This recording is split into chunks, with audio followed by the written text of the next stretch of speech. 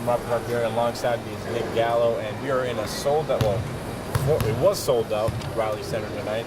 The UB Bulls, nationally ranked UB Bulls. And Nick, tell us about the game. Well, I got to tell you, a sold-out crowd, I mean, you got to love the atmosphere of the Riley Center when everybody's all here together and packed in this nice little squeezable environment. But the Bulls showed up today and showed us why they are ranked 17th in the country, 45% from the field, and you can tell that the junior, senior players on Buffalo Bulls, it honestly reminded us of the Jay, Matt Mobley, and Idris squad, where it was juniors, seniors, and people coming off the bench and having the ability to just deliver.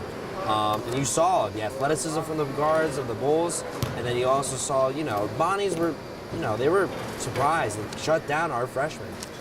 That's kind of what I took it as. I took it as how the Bulls were able to make shots. First half, they shot 50% from the field, almost 45% from the three in the first half. You can't, when you're making shots like that, it's hard to get back into it. And then when you're down, almost 30 at half, it's hard to get back in. They fought near the end, midway in the second half. But, the Bulls just closed it out. A nice little run, couple of turnovers here and there from us, not taking care of the ball.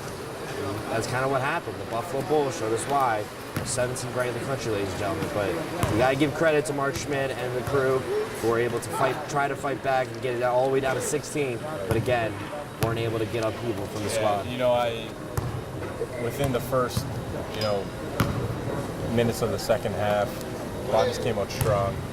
They were putting some points in. They're playing well defensively. They got it down to, I think, 13 at one point. Yes. But, UB was just always answered. And that goes to show that the senior, junior guys showing up and showing the young team on how to, get it done when it matters. Yeah.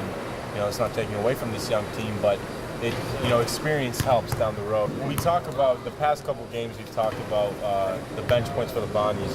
It's been at 30+ every single game that we've won, and today only 11. And that goes to show that the bench has really carried us to win, but also the bench just wasn't there tonight. That and transition defense. You're giving up 20 fast break points of 10 second chance, defensive rebound with 10 second chance points from rebounds. And a lot of the rebounds were from just rebounding the ball off from the offensive glass and kicking it back out for a three-point shot, because they were just not missing from the three-point line. And that's a team like that that's going to be real dangerous when it comes to, I want to say, tournament time, because a team like that, a Western New York team like Buffalo, like us last year, we were able to hit the three and hit shots at the given time when it was right.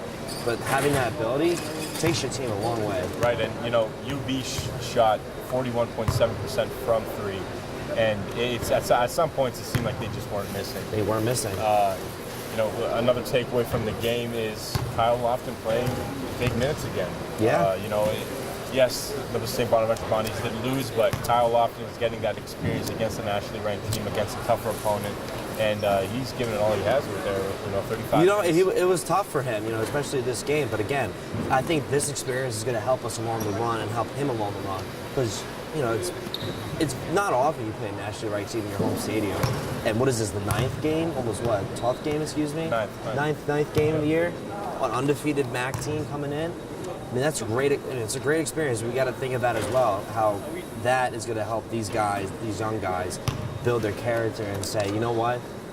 We can be like this, or even better. We can be like that better. It may not be coming from this year, but again, no discredit to the Schmidt's team. They fought.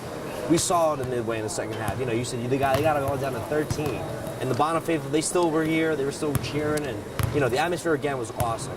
Having these two teams from Western New York is great for this area, because basketball is a passion that everybody has. You had a whole section of Buffalo Bulls fans, which is it's very good. Hard to find, especially in the Riley Center. Right. But again, you had it was a great, I thought at the end it was a great battle. It's great to see that both programs were on their way to really show that, hey, there's basketball in Western New York, and that it's not just average, it's good. Right. It's exceptionally good. Right, and following this loss, St. Bonaventure Bonnies will get a little bit of a break, and they'll play the Vermont Catamounts on the 17th of December. Hopefully they rest up, and hopefully we may be able to see the Darian Griffin get back, maybe with some limited minutes. that'd be nice to see. That would be nice. We saw him shooting around a little bit earlier. Yeah, well, he's we walking don't know around his pretty well. status, but Yeah. definitely it'd be great to have him back. Dom Welch, we don't know yet, but hopefully if you come back, we shoot the post game again come January time. This is a different conversation we're having. We're Yeah. talking about a young Bonaventure team, mid of the A-10, And it's great to have a break now because now you have all this time to look at what you saw, what you did. And it's not just, we look at before this game, we looked at the last 3 games. They were scoring over 100 points. And then not only that, defensively as well, they were intact and they were scoring off transition from those turnovers. But seeing this game, lack of bench points, turnovers, 17 turnovers. But again, we're still better than what Buffalo had with 21. But again, 20 points for fast break points and 10 points for second chances. It's the idea of getting those possessions and stopping the other side from getting the ball. Because in basketball, anybody can, I believe, can score a ball pretty efficiently. But the idea is to stop your man in front of you and keep each other intact. Team defense. And having this week to look at film, having this week to see the mistakes coming to Lamar is going to be great for the team, I think, overall. Bonnies have a tough stretch coming up, but hopefully we'll give you a post-game press conference back in January. Thank you for tuning in, and thank you for tuning in the whole semester. Again, I'm Robert Barbieri, this is Nick Gallo, and this is the post-game show.